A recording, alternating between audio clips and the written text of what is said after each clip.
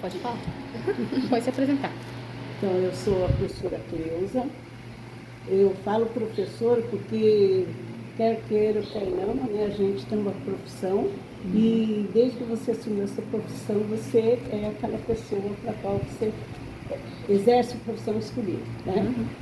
Então, e geralmente as pessoas aqui na comunidade, talvez você já veja falar, todo mundo me conhece a professora Cleusa. Se fala só a Cleusa, né? Difícil, às vezes não sabe quem é. Mas fala que é a professora Cleusa, a maioria me conhece. Então, eu sou aposentada, sou professora de História e Estudos Sociais e sou aposentada, né? Tenho 2 padrões, a minha primeira formação foi em Estudos Sociais e depois, então, fiz curso de História. E fiz essa faculdade em Maringá. Estudei na UEM, né? Sou formada lá na UEM e tenho assim uma vida assim. Agora eu estou com uma vida estável, apesar de problemas de alguma doença, alguma coisa que sempre aparece, né? Com o tempo vai aparecendo. Mas a gente vai tirando de letra, graças a Deus. Tá?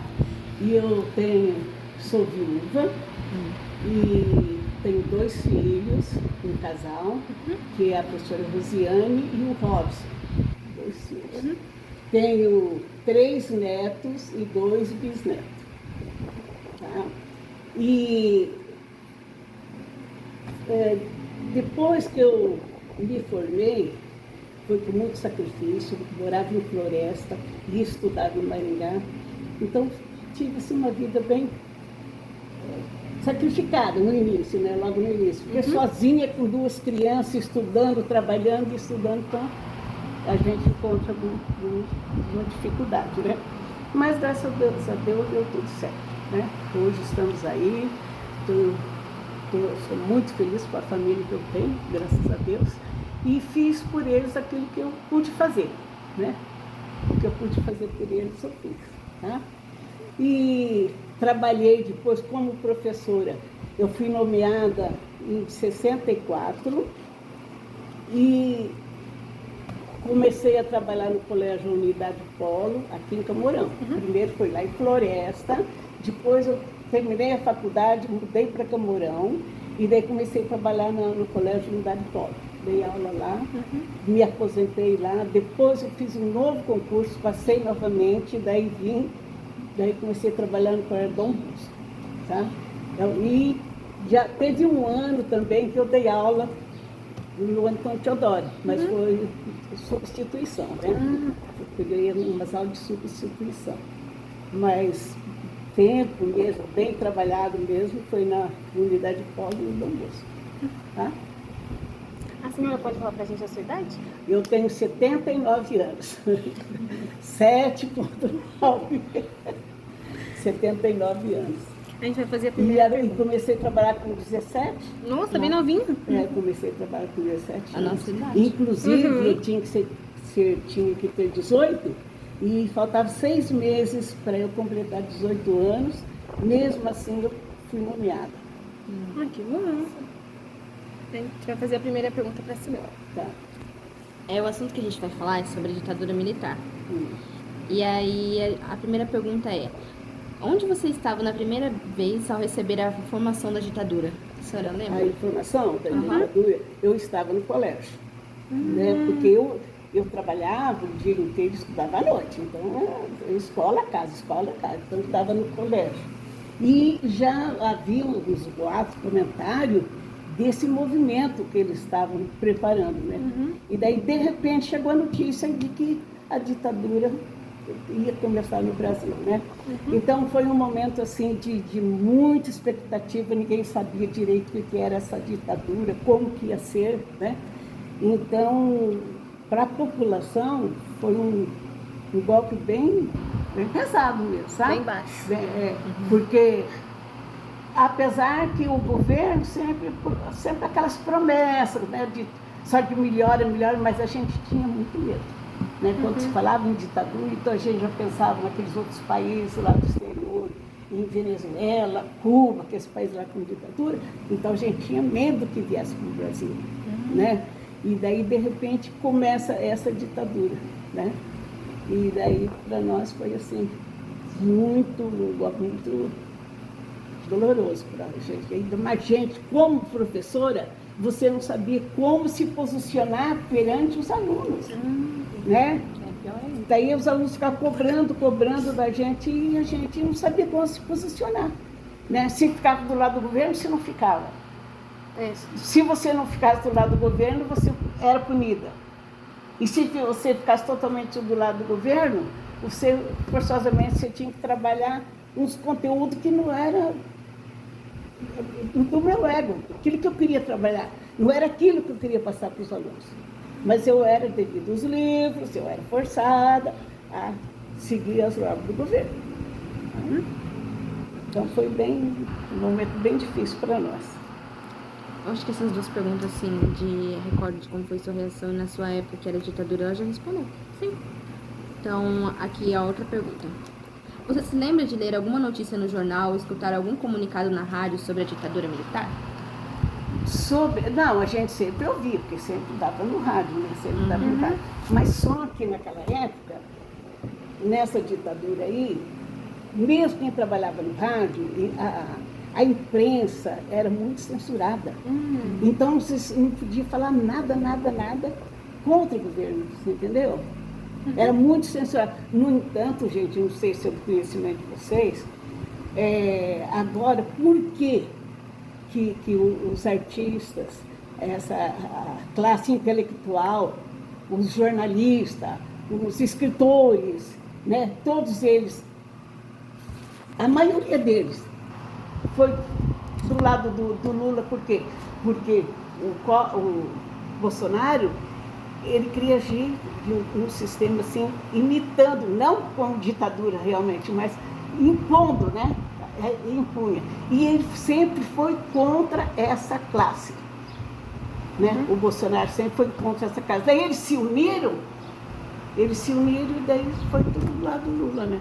Porque os artistas, meninos, os cantores, os escritores, tudo, não podia fazer nada sem autorização do governo. Se você ia escrever um livro, primeiro alguém lá do governo, a censura, ia ler esse livro para ver se poderia ser publicado ou não. Entendeu? Você ia fazer uma letra de uma música, tinha que passar pelas mãos do governo. Sabe? Você não podia fazer nada que era contra o governo. Sabe? Que nem, eu não sei se vocês sabem, teve uma época que o Caetano Veloso, o Gilberto Gil, eles foram exilados, eles foram mandados para fora. Por quê? Porque eles batiam o pé, eles não aceitavam, era totalmente contra, né, essa ditadura. Então, daí eles tinham que se comunicar com as pessoas que estavam aqui no Brasil e não tinha como. Né? Eles não podiam se comunicar porque estavam lá exilados. Daí, inclusive o Roberto Carlos, fez a letra daquela música que fala assim, ele fez para o Caetano, aquela música assim, debaixo dos caracóis, dos seus cabelos. Conhece? Já ouviu essa música? Estudou, já. Já. Então, essa música, o Roberto Carlos fez para o Caetano e mandou para ele, a letra para ele, que através da análise dessa música, o Caetano ia saber mais ou menos o que estava se passando. Entendeu? Tudo para driblar o governo, né? E daí, então ele falava que era que ia para fora passar pela censura, mas daí ele falou que era uma homenagem, que ele estava fazendo para o Caetano, devido ao cabelo do Caetano, que era comprido, que era colado, né? Então daí ele fez essa música para ele. E tem uma outra música também, que é do Tom e Ravel, que eles cantavam muito, assim, caminhando e cantando, seguindo a canção. Foi música que foi feita na época da ditadura também, sabe? Então, se for analisar a letra, está contando o que está se passando aqui no Brasil. Andando de braços dados ou não, sabe? caminhando, mas de braços dados ou não, né? Então são letras que dá para ser trabalhado dentro do conteúdo da ditadura, tranquilo, sabe? É a forma que eles se expressavam, né? Era o jeito que eles conseguiam. Aquela Elis Regina também, né? E daí eles se revoltaram tanto, e daí eles começaram lá na prisão, onde eles estavam lá, tudo amontoado, aquele pessoal tudo amontoado lá na prisão, e daí lá que eles começaram praticamente o uso da droga. Porque eles não tinham o que fazer, era aquela coisa lá, só sofrimento, e naquela época, inclusive, eu pesquisei aqui, naquela época da ditadura, foram 21 anos de ditadura. Naquela época, olha, 423 pessoas desapareceram que ninguém sabe nem como. Não encontraram viva, nem morta, nem nada. 423 pessoas. Nossa. Sumiram. Desapareceram do mato, sim? Não, sumiram. Então, tudo sofrimento, né? Era muita pressão, sabe? Bom, vocês sabem mais ou menos como que vocês veem televisão, talvez até já viram alguém na cadeia. É um sofrimento danado, né? Você não tem liberdade para nada, né? Então, eles sofreram demais. Nossa, essa gente aí, esses intelectuais, falar em ditadura para eles é a pior coisa do mundo. É só sofrimento, né? Como foi uma época de muita repreensão. E tudo aquilo que o governo fazia, nós, brasileiros, tínhamos que aceitar. Quer queira, quer não, tínhamos que aceitar. Teve os pontos mais negativos que positivos, mas também teve os positivos, que foi criado muita instituição, né, aqui no Brasil, a Petrobras, o INCRA, a reforma agrária começou desde aquela época, o FGTS, o INPS, tudo foi criado nessa época, sabe? Então tem coisas boas também, mas só que a pessoa tinha que sujeitar aquilo lá, né? Vamos supor, o FGTS criou, é um direito que você tem de pegar seu dinheiro, que está lá depositado pelo seu trabalho, tal. Mas eles queriam saber, se você pegar, eles queriam saber o que você vai fazer com esse dinheiro, como é que você vai gastar, sabe? Então, tudo você tinha que estar... Menina, eu fiz uma disciplina no curso de História chamada OSPD. E, inclusive, eu dei aula dessa disciplina. Então, é uma disciplina que só fala em política. Só política, governo, essas coisas assim. E para ministrar essa matéria, eu tinha que passar lá no fórum e ir lá pegar um atestado de boa conduta. Eles iam fazer uma análise da minha conduta para ver se realmente eu poderia administrar essa palavra, essa matéria, sabe? É igual hoje em dia, fala um negócio de ficha limpa, não tem esse negócio? Se você tiver ficha, você não tem direito a nada. E então, para dar essa disciplina, era dada no terceiro ano do segundo grau. Era uma série só. E daí, então eu ministrei essa disciplina, mas tinha isso aí. E para mim poder dar essa aula, e poucos professores aqui, só podia ser professor de história, e poucos professores tinham condições de dar essa disciplina. Então, todo ano na distribuição de aula, eu tinha que ir lá pegar esse atestado para poder dar essa matéria. Sabe? Então, é um negócio muito vigiado. A bandeira, se você hasteasse a bandeira nacional, né, a bandeira brasileira, se hastear, Deus o livre guarde, a bandeira está lá no mastro e você está num desfile, que você era obrigado a desfilar. Na escola, era obrigado a desfilar. Pequeno, grande, era obrigado. Se você não tinha uniforme, a escola tinha que dar um jeito de dar uniforme, e tudo uniformizado. Tá? Não tinha esse negócio, assim, igual hoje em dia, que tem aqueles alunos que vão representando uma coisa, ou de entidade, essas coisas. Não. Naquela época era uniforme. Você tinha que ir de uniforme. Se você estava esperando aquele sol quente e tinha uma bandeira do Brasil hasteada, você não poderia esconder do sol, ficar na sombra da bandeira. Nossa. É. você não podia ficar ali na sombra da bandeira, porque você depois ia receber castigo.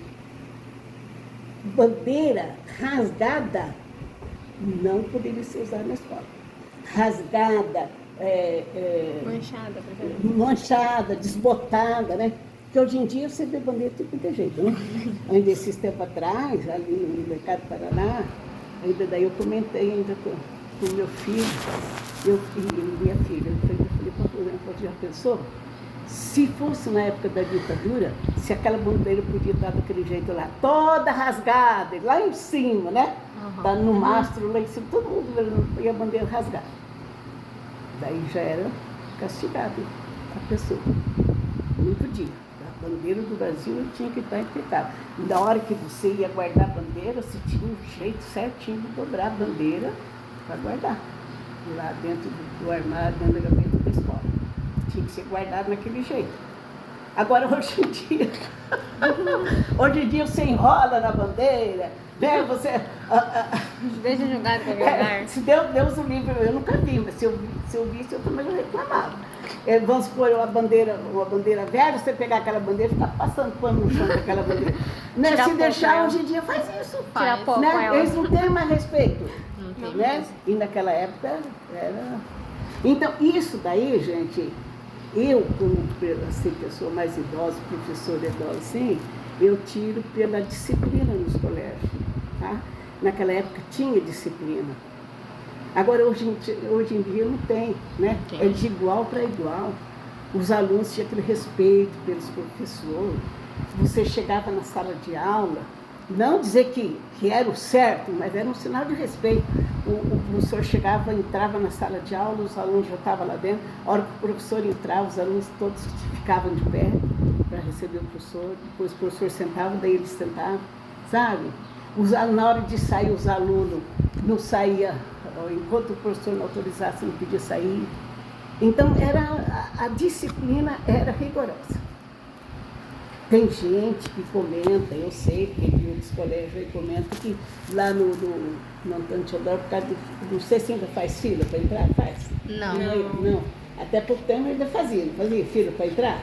No sexto, sétimo ano fazia. Eu lembro. Então, e daí os outros comentavam, para que isso? Isso não se usa mais, a ditadura já se foi. Mas eu acho que é uma maneira de disciplina, né? Mais organização. E é isso aí mesmo, é organização mesmo. Então, a disciplina era bem melhor do que hoje em dia. E hoje em dia a gente vê tantos professores sofrendo de aluno, meu Deus do céu, né? Naquela época, Deus o livre guarde. Mas foram 21 anos assim, dessa repressão total. Agora a gente tem... Só tem mais alguma coisa para falar? Não, pode. A última pergunta, que é, quando a ditadura militar acabou, a senhora lembra de qual foi sua reação? Eu lembro. Nossa, foi um contentamento, né, geral. Foi um contentamento geral, mas logo assim de início, para nós, esse contentamento foi muito marcante, por causa que logo em seguida, até hoje eles ainda estão analisando, não se sabe o certo o que é que aconteceu com o presidente que foi eleito na época, né? Porque houve uma eleição e daí foi eleito o presidente, porque na ditadura o presidente não era eleito, eles eram indicados, né? Ele tinha um colegiado e eles indicavam o nome. E daí ia por consenso daquele grupo, o povo não participava. E daí veio essa participação do povo nessa primeira eleição daí, de 79, e o candidato eleito era uma pessoa muito querida do povo, que foi aquele que morreu... Neves, lá, Tancredo Neves. Tancredo Neves. O Tancredo Neves. Ele foi o primeiro presidente após a ditadura. Ele foi eleito, ele foi escolhido pelo povo. Mas aí ele ganhou, e antes dele tomar posse, eu acho que na véspera dele tomar posse, acho que não sei se ele chegou a tomar posse, não lembro. E daí ele ficou doente. Eu acho que ele não chegou a tomar posse. Ele ficou doente e daí ficou internado lá em Minas Gerais, muitos anos. Foi muitos dias lá internado e veio a falecer, né? E daí, quando ele faleceu, daí assumiu o que era vice dele, o Sarney. Daí o Sarney que assumiu, né? Daí ele que pegou, mas ele não foi eleito pelo povo, é porque ele era o vice. Então, na falta do presidente, ele assumiu, né? E daí foi um movimento assim, muito marcante. Nossa Senhora, foi aquele desespero por ver a gente chorando para lá, para cá, e o rádio falando o dia inteiro, e televisão, sabe? Meu Deus do céu, não se falava em outra coisa, sabe? Foram suspensas as aulas, parou tudo, sabe? Parou tudo. E, então foi um momento assim, muito marcante, né? Porque daí primeiro ficaram tudo alegre, tinha acabado a ditadura, né? O presidente tinha sido deposto. E daí pela eleição, né? Marcou muito isso aí. E daí, inclusive, eu fiz uma viagem, há uns 4 anos mais ou menos, que eu fui para Minas, e eu fui lá na cidade dele, lá, e fui até lá no túmulo dele, lá em Minas, em Ouro Preto.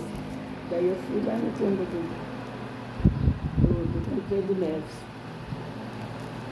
Ele foi uma pessoa muito... É porque depois de muita repressão, né, muito autoritarismo, então daí o povo começou a ter mais liberdade, né? Isso que o povo queria, né? O povo queria trabalhava tudo, mas queria trabalhar com liberdade, né? Hoje em dia você faz 8 horas de trabalho, você cumpriu sua meta, né? Sua missão. Agora, naquela época não, enquanto tinha trabalho, era obrigado a trabalhar. Você começava um serviço e daí você tinha que terminar aquele serviço para depois você ir embora. Então, era um negócio muito... É muito rígido. E polícia, meninas, as crianças tinham medo de polícia, que você nem imagina. Porque via, né, como é que as pessoas eram tratadas pelos policiais, né? Então, das crianças, todo mundo tinha medo da polícia. Mas foi assim, um período assim de... Não tinha rebeldia, né? Tinha imposição, repressão, mas não rebeldia. Agora, hoje em dia, tem liberdade, mas as pessoas não sabem aproveitar a liberdade. É verdade. Não é mesmo? Uhum. Hoje tem mais libertinagem do que liberdade. Pior que é verdade. Mas, por quanto foi só? Você tem mais alguma coisa para falar? Não. Então pode Se vocês quiserem perguntar mais alguma coisa, se eu souber. Acho que é só isso. Só isso. Foi até rápido. Só isso. A senhora pode se despedir? Só pra gente mostrar pro professor. Então, eu agradeço, e agradeço também o professor Igor, né? Yuri. Desculpa, eu falei Igor. Agradeço o professor Yuri, né, por ter feito com que vocês viessem me visitar, fazer essa entrevista comigo. No começo eu estava bem apreensiva, ainda falei para a Rosiane, você arrumou para minha cabeça. Mãe, não foi eu não. A gente foi atrás dela. A gente falou assim, a gente quer sua mãe. Daí ela pegou e falou assim, ela falou, mãe, não foi eu não. Daí, então, Yuri, então eu agradeço, tá? Por ter lembrado de mim. E vem uma hora aqui na minha casa tomar um cafezinho aqui comigo também. Ah, ele vai adorar. Pega as meninas, a professora Rosiane, e vem tomar um café aqui comigo, das ordens, tá? Fiquei muito feliz, muito contente de ter lembrado de mim.